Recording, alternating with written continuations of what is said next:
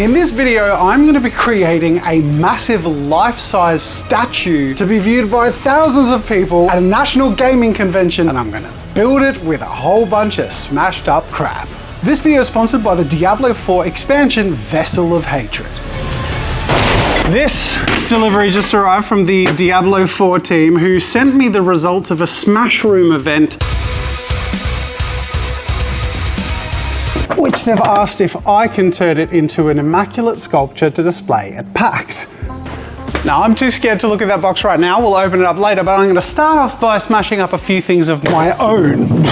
This is a podium I got secondhand off of Facebook. It's like a concrete compound mix thing. It's perfectly rustically textured, and this will act as the base and stand for this dressmaker's bust that I also got off Facebook. And I'm going to use these as my foundation to try and create this character. This is the brand new class in Diablo 4 Vessel of Hatred. But I'm not self-punishing enough to make the whole thing out of smashed up or repurposed stuff. I'm going to go get some new stuff from the hardware store.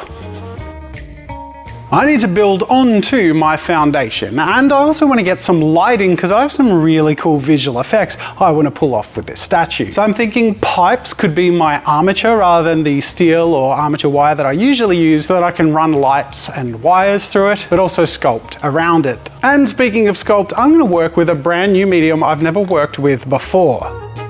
What could possibly go wrong?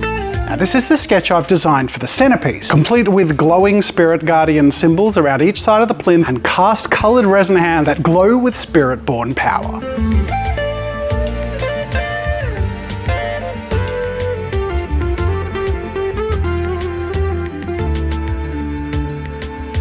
So the armature for my sculpture, as you can see, is made of these pipes, which are pretty posable with the fittings that can have multiple angles. But the reason I'm doing it out of pipe, aside from filling the mass, is because I need to run cables through it. Specifically, I found these lights, which are awesome because not only can I remove the clamp thing and just have this light bit, but it's a perfect fit for the pipe fittings.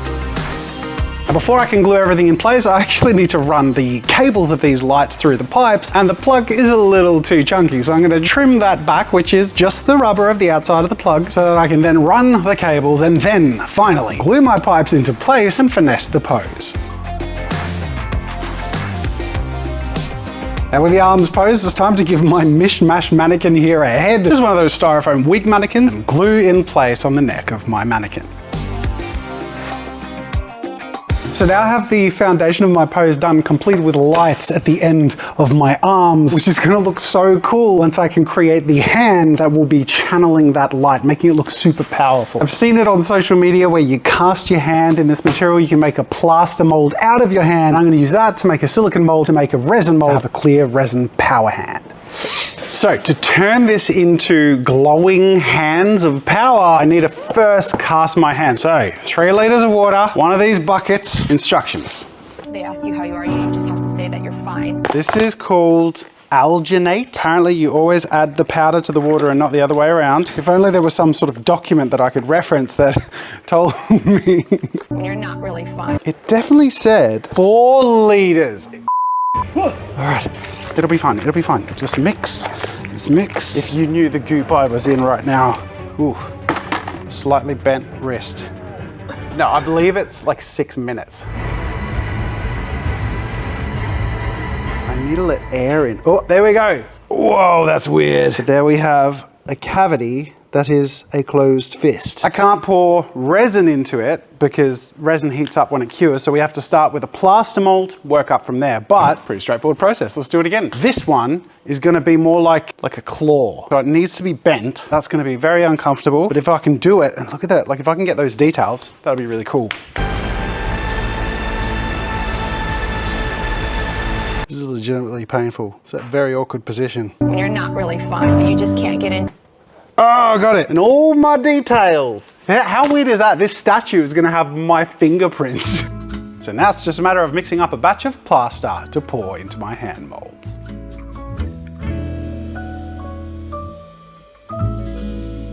So while we wait for the plaster to dry, it's time to move on to putting meat on the bones. Now I am going to be using expanding foam. This is just a little dabble splop, and it's pretty dense. Like you can get decent detail, enough at least to sculpt on top of with a sort of filler compound. This is another thing I've never used before, except for that blob. So no idea if it's gonna work for what we're going for, but I hope it does. It became apparent pretty quick that it's not gravity defying, so I can't try and cover too large an area, especially anything with an overhang, or it collapses on itself. So it's pretty solid. Oh no, the turntable cannot turn. There we go, we're free. This is just our first layer. I do need to come in again because there are other areas I need to build up on. But before I do that, I'm gonna start to carve back just so I can get a sense of proportion. As you can see, there are certainly pockets of air and gaps inside, mainly I think from where the weight of the stuff pulled it away. By cutting open and revealing these, it means I can fill them again with the expanding foam, but also rough out the anatomy in a way that I can build it back up again. Bit by bit, I'm basically just trying to expand out what I've got, and slowly but surely my figure ends up covered in such a way that he looks like a dude wearing a marshmallow suit. Which is perfect, because for the next step, I'm just gonna have to carve back the marshmallow. But I'm gonna have to do that tomorrow because I want this to be fully cured, so that the next carving stage is just carving foam. We're gonna continue on with the hands. So I don't 100% know if they're done yet, except that I can knock on them, so hopefully.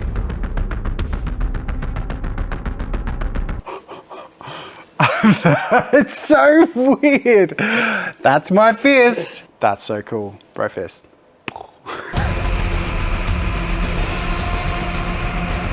How weird is that? What? Oh my God. And it's to scale. That worked so well. Okay, so now I need to make silicone molds of these. How do I do that? First, I needed to determine the angle at which the wrist would be cut off, because that would align with where the lights are and how the hands would be positioned.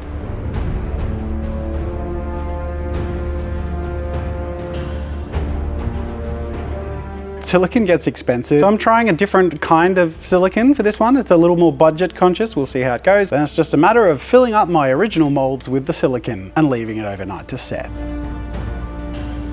When I came back and cut to reveal my hand mold, it all worked really well, except for, well, the silicone was really goopy still where it connected with the hands. I haven't experienced that before and I really don't like it. And I think I'll stick with the pink stuff even though it's more expensive. But with those emptied out, it's time for the final fancy step, pouring clear artist's resin. And I'm gonna mix up my resin in two colors. A gold, which is the color representing the gorilla spirit guardian, and blue for the eagle spirit guardian. And then I went and poured my gold into my mold and realized I hadn't blocked the holes very well. We fixed it, I think. I hope. I actually don't know, but I re-poured the gold. Hopefully it won't spill. The blue went a lot smoother, fortunately. I'm nestling these pipes, which I've blocked the ends for, because they are the same size as the lights that I'll be fitting the hands to. So the hope is that that will create a little bit of a notch that I can simply use to attach the hand onto. Putting that aside, it's time to move on to sculpting this big, bubbly, marshmallowy mess.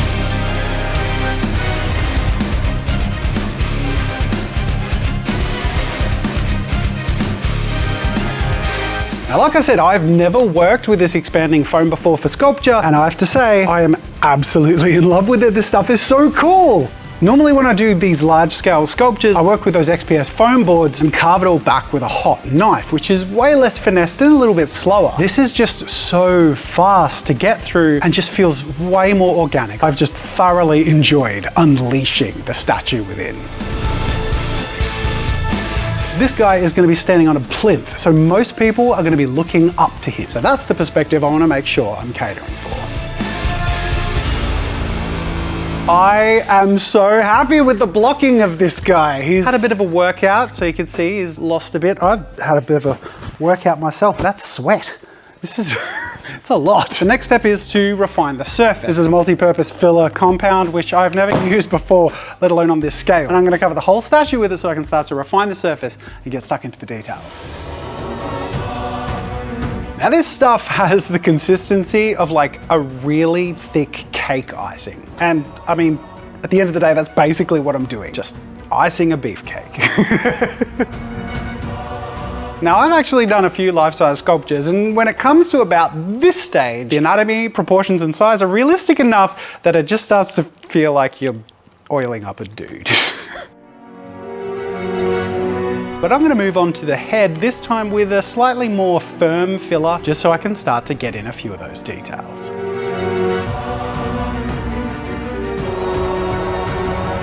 This has come together really well. Now, as you can see, there's some surface cracks just because I've used so much of it and quite wet that as it's been drying, it's sort of shrunk a little bit.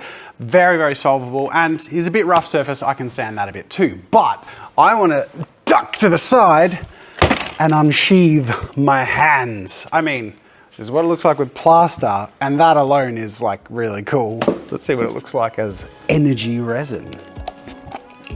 Yep, okay. Ooh, we're bubbly. We're bubbly. I think it's bubbly because of whatever the goop was on the surface of the silicone mold, annoyingly, but because it poured vertically, the bubbles are sort of underneath. That's pretty cool. All right, that's one of two, and that worked well.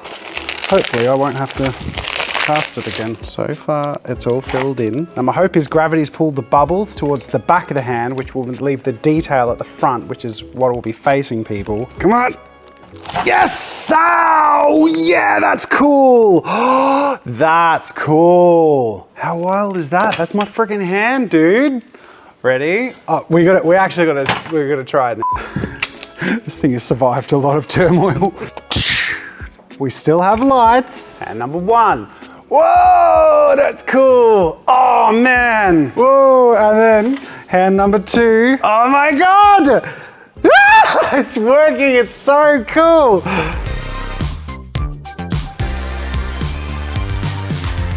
Oh my God, this looks so good. I am just so happy. The way it's all come together, the pipes were the size of the lights, which fit perfectly into the gaps I left on the hands. Look at him, it's so good. And that's me. I am a part of this sculpture forever, fingerprints and all. Now my Spirit-Born Warrior is truly coming to life. The yellow represents the gorilla, Spirit-Born Guardian. The blue represents the eagle, but there are two more. There are four in total. In fact, if you want to know more about the Diablo 4 expansion, Vessel of Hatred, well, let me give you a hand.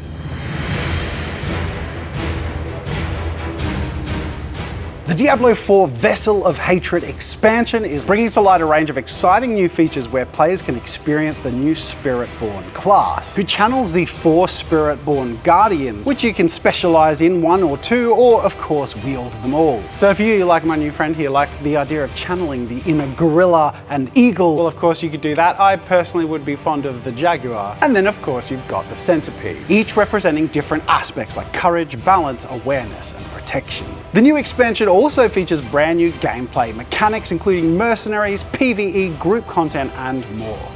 Diablo 4 Vessel of Hatred is out now. Go check it out. The link's in the description. And a huge thank you to Diablo 4 for sponsoring this video. Help me purge the evil here. Now we have so much to get to. Believe it or not, this is just the foundation. I have to finish this foundation by smoothing out his skin, tying it in with the hands, and I think starting off with a headpiece, because that key art of our Spirit-Born Warrior has a pretty cool jaguar on his head, which I went ahead and 3D printed one. So let's put it together. So now it's on to refining our surfaces, starting off by sanding all over, mainly just the rough edges that poke out, then going all the way around with surface fillers to fill in the cracks and create some smoother skin. But every step after this is going to transform him more and more into a Spirit-Born Warrior. And all the concept art that I see of it, got this really cool armored jaguar head thing with giant saber teeth. And as I mentioned, I got Dave's help to cut a jaguar head that I found so that I could 3D print it and then put it on his head as that helmet, complete with saber teeth that I can position on either side of the head.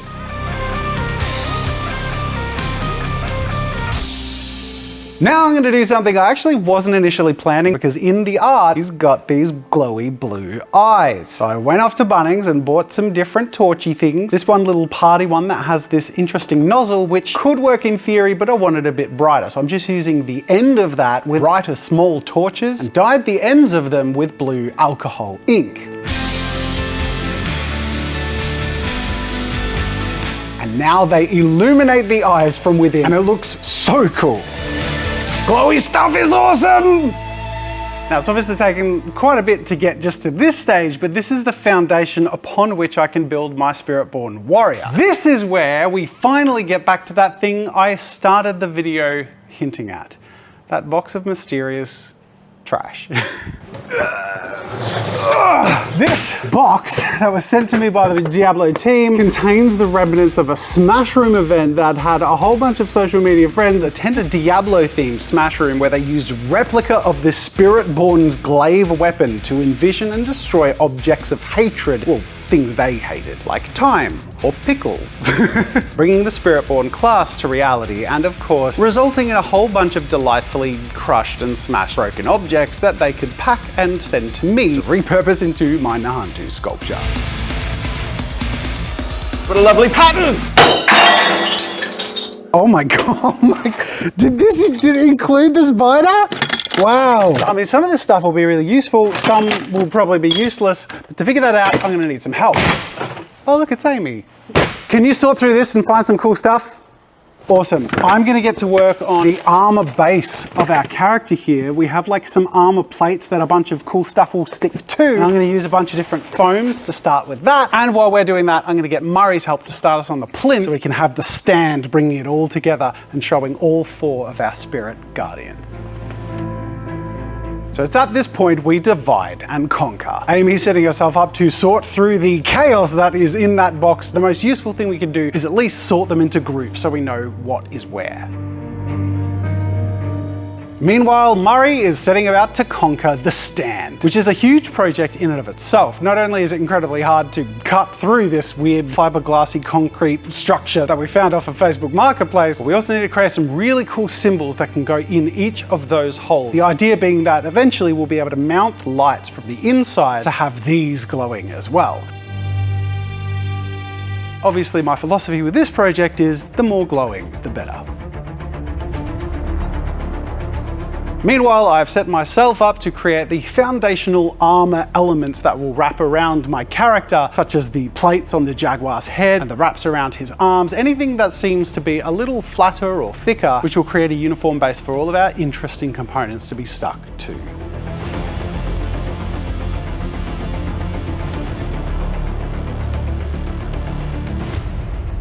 Now, this is my first time working with EVA foam mats in this sort of way, which is very similar to how cosplay costumes are sort of made. And I have to say, right off the bat, this is pretty straightforward and very fun and makes me want to make cosplay stuff. So, you know, I'm just mentally bookmarking that one.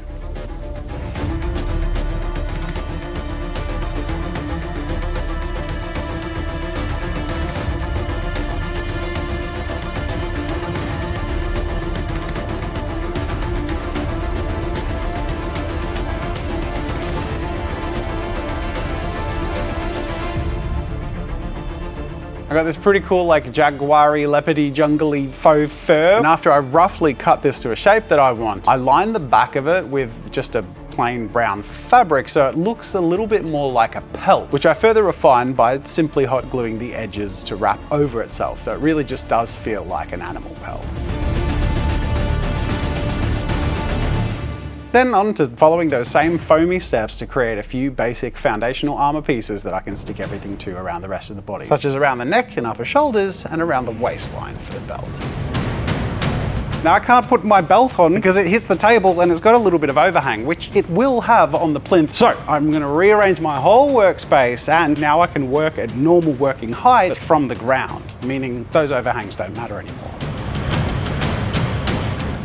Now it's a matter of adding a little bit more foam in layers to add some detail. But I need to test to make sure what I have in mind works. Taking the 2 kinds of foam that I have, I do a little bit of dabbling and it looks good to me. So, time to dive.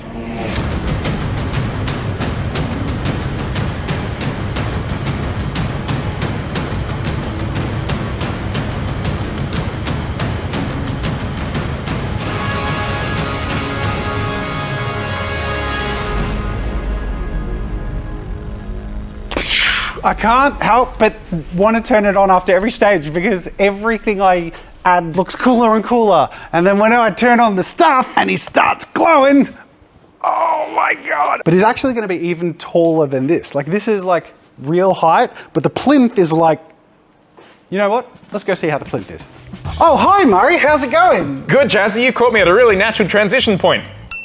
I have here all the icons. Great, we've got monkey, centipede, jaguar, and Burb. and light. This is going to be inside, hanging upside down, and they'll all have a cast light. We've just got to piece it together, but we have to piece it together upside down. Lowering that covered in glue is going to be interesting. We need a winch for little Timmy.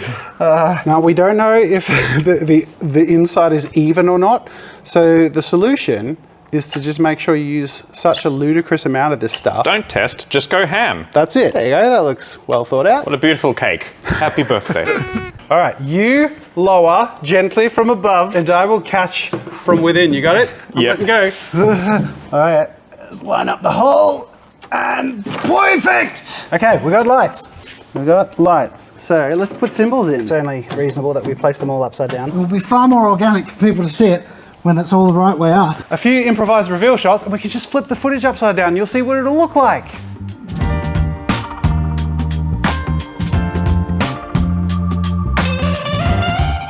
You did a really good job with that, Murray. Hey. So good, I'm gonna get your help with something even more difficult. What? This is my treasure trove of broken shit. Nice. I've always wanted one. Now you've seen the sculpture work in progress so far. These are the reference images we'll be working on, which as you can see are upside down because I'm making it easier for the camera to see it, not you. Cool. Very sort of Aztec vibes, very sort of almost like druidic. Druid barbarian sort of thing. Yeah, so the Spiritborn warriors we're going to be creating are going to be using a lot of this stuff that was the remnants of a smashroom event of people channeling their hatred. Some of this stuff isn't even broken and will be like useful as it is. Like, Yeah. I don't know where that will go, but that's cool. He's got like these piercing things on his arm, like these balls. And we got balls. The wire from this, I feel like, has a really cool like pattern that could go over armor. Yeah. My sculpture is the foundation. This is the rubbish that'll make it look good. That's I like it. So what do you say, Murray? Ready to give me a hand? No.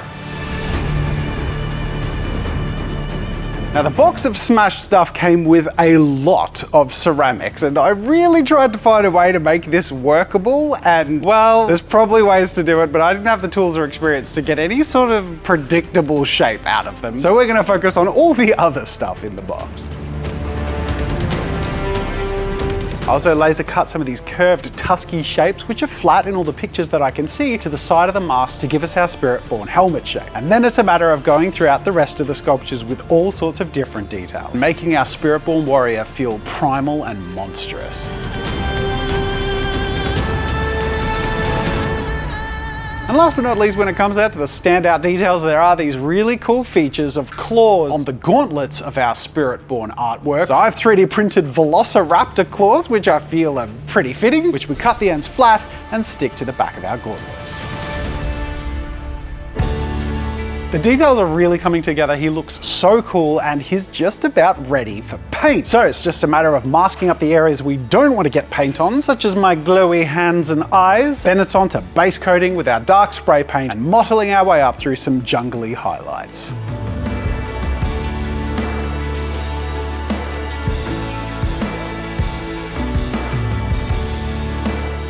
Now that looks pretty cool to start with, but that's just my basic lighting. Let's get extreme. At the end of the day, the glowy part of the sculpture is the coolest part, and I want to accentuate that as much as I can. Give a bit of an object source lighting punch with the spray paints.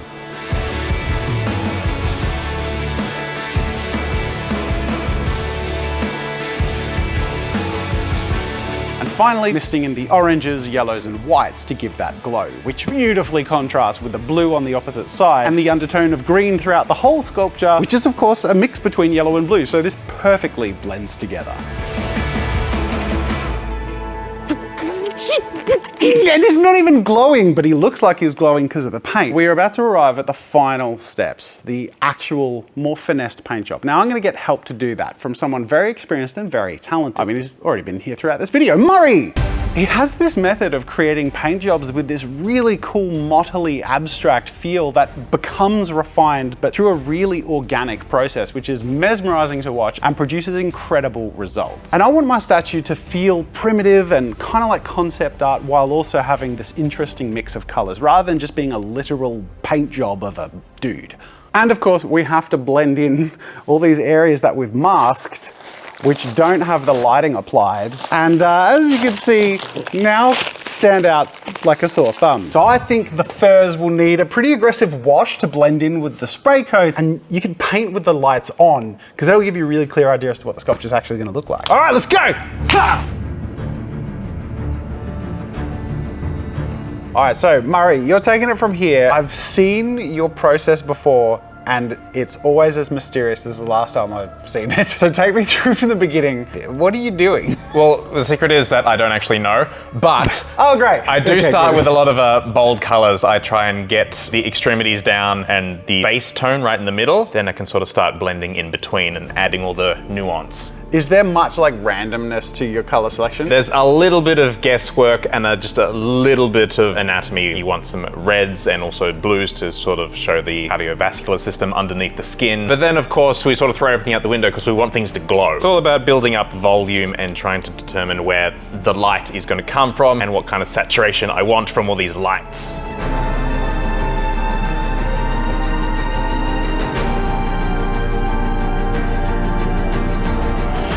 I absolutely adore the way the highlights, especially on like the armor and on the edges towards where the lights are, just really make it pop. It's such a cool style. Once you've built up the correct tone and gradients, it's all about pushing the contrast to make everything pop out to the eye.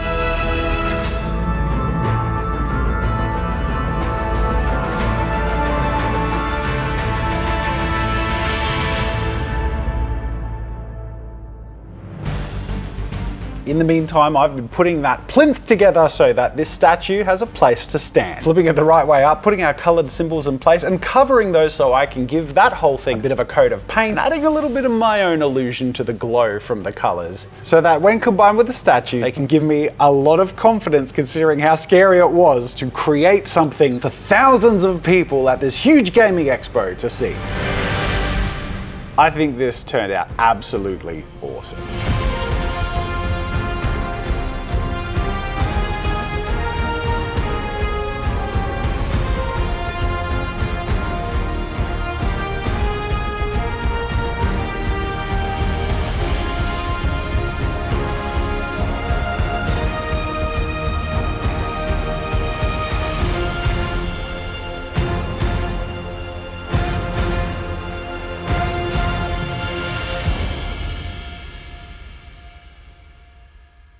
This is the first outro I've ever had to get on a stepladder for. I'm so proud of this. The paint job Murray did is phenomenal. I'm in love with the sculpting process. I'm definitely gonna use expanding foam again, and the resin hands and the gluing and chuffed, mate. Bloody chuffed. Huge thank you to Diablo for a game and series which I absolutely adore for sponsoring this video, and of course go check out Vessel of Hatred, it looks amazing. And consider liking this video for all the effort that went into it, or subscribing to seeing where else we go. They're getting bigger! I don't know where else we go from here. My next outro will be presented from a freaking crane at this rate. Subscribe to see how that goes. Thanks for watching.